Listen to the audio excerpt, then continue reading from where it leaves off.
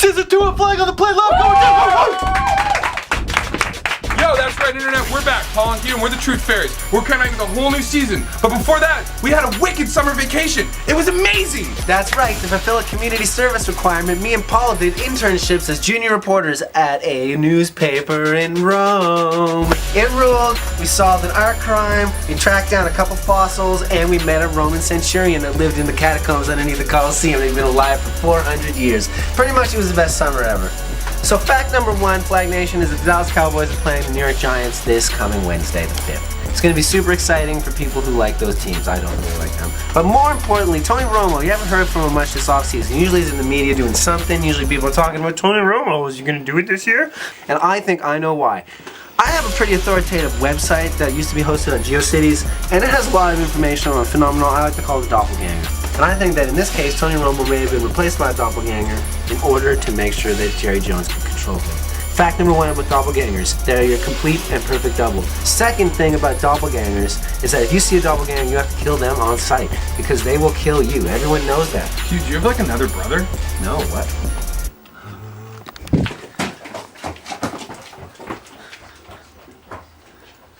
Yo, like everyone's been asking on the streets, what did the Giants do with their wish when they won the Super Bowl? You've been thinking, did they wish for more powers? Did they increase their wizard core? Eli did what any younger brother would do. When he grabbed that Vince Lombardi trophy to make his magical wish after winning the Super Bowl, he wished for his brother's health. Brother magic wishes are always the best, they're really cool, and it's brotherly love magic. It's like the same kind of magic me and Hugh have. Like if I had a coronary from like eating McDonald's and smoking, Hugh can like get a magic relic and wish for me back. I probably wouldn't do that. What do you mean? Like we're like besties, like we're BFFs. Yeah, but how many wishes do I get? Probably only one. Now we're going to move on to Sunday. The first game I'm looking forward to is the Colts-Bears. This thing's going to be amazing. We're going to see what Andrew Luck is made of. And just like my dad always says, sometimes a young buck goes out to pasture and runs around and gets to eat the grass. And then you see how much grass he can eat and if he can travel through the meadows. And sometimes they go through the meadows and make it to the mountains. And those rivers flow to the ocean. And the ocean is what keeps us all together because all humans are 95%ers. Chicago's probably got you thinking one question. Hugh, what's Flag of the Play's most anticipated Chicago hip-hop mixtape? Is it King Louie's follow-up to Showtime? Is it SD's follow-up to I'm Still a Hitter? Maybe a new Katie Got Bands mixtape? No, it's none of those things. It's the new, super, maybe not even coming out, Chief Keef Soulja Boy mixtape. Bills Jets this weekend. That's a game I'm going to sleep through. I don't like either of those teams. And I really hate the Bills. Biggest Jets news this offseason was the signing of Tim Tebow, something that delivered the crushing blow to my heart. I don't want to have to cheer for Tim Tebow, and I know it's coming because Sanchez has nothing in the O-line. More importantly, I got to address something. On August 28, 2012, Mike Greenberg said that he didn't even think the Jets were going to make the playoffs. In fact, he said he didn't even think they were going to be an 8-18. I used to think I knew it was real. I used to think I knew it was true and right. I used to think that things like justice and integrity mattered. I don't think anything matters anymore. Oh yes, we have a question from the audience. Yeah, Paul. I was talking to a friend of mine, level 4 mage. Says that Cam Newton's gonna be bogus this year. What's up? Whoa. Your friend's on crack, man. Cam Newton's gonna light it up. There's one thing that my crystal ball's told me. It's been like, go Cam, go.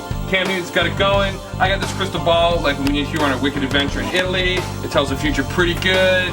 It kind of predicts lotto numbers, like scratch tickets. I bring it to the SO with me and I buy the scratch tickets and only picks the right scratch ticket. Second of all, what are you from, like the Balkans or something? No one measures mages in levels. I got a question. Yeah. Third camera over here is a little interested in who your Super Bowl picks are going to be. Ooh, good question. So we have this one prepared. I'm going to go with the Denver Broncos. That's a great sign, Paul. My choice this year is the Philadelphia Eagles. I think this is Vic's year. I think they really... Can you hear that? Yeah. What was that? I don't know. Hey, it's probably just a cat. It's probably just Eleanor. Take a seat. All right. Gotta keep this thing going, man. All right, so like I said, it's the Philadelphia Eagles. It threw me way off. Let's just do the next scene. Okay, next bit. Oh, you. Oh, what, another Pats question? Ooh, real cool. I'm actually kind of excited about the Lions this year. Like they got a lot of potential.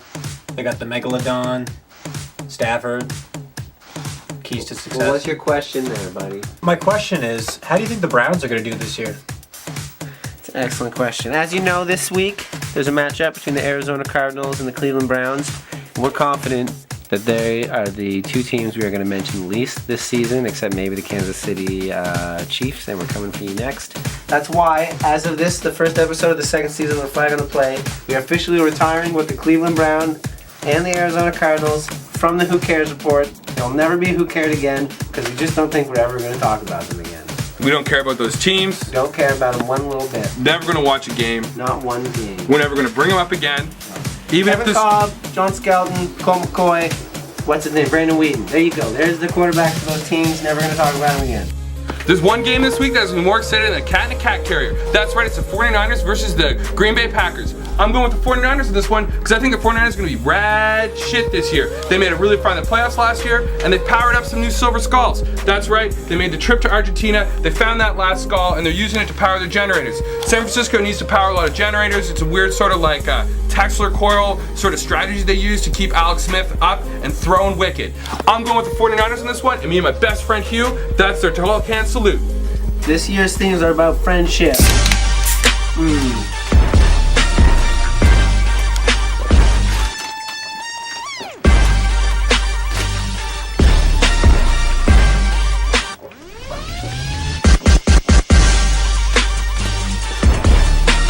That's the closest. Oh, that sucks. When I'm watching ESPN at home with my family, sometimes the ads come on and I think, you know, these aren't really sending the right message to the youth of tomorrow. For example, when I'm watching a pickup truck ad and the pickup company is trying to make me feel like I'm inadequate so I'll buy a new pickup truck, sometimes the big manly voice talking about like torque and quad and stuff will turn and look directly at me and tell me, Hugh, I want you to murder Paul. And I'll think, you know, it doesn't have to be a big manly guy like telling me to murder Paul. Like it could be anyone telling me that. Or like in a cleaning product commercial when there's a woman cleaning the counter and she looks up and tells me to burn down the schools. Like, that's weird, but does it have to be a woman in the cleaning commercial like ads all the time? Like, that's really reinforcing negative gender roles.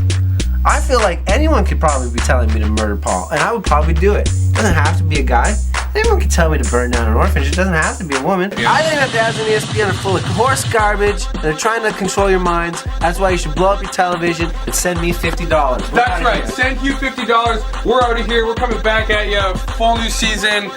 We're leaving right now. Thanks for coming out. Thanks for coming. See you later. Bye. Okay. We also are having a Kickstarter. If your VCRs busted, you guys can like send your check or money orders to 60151.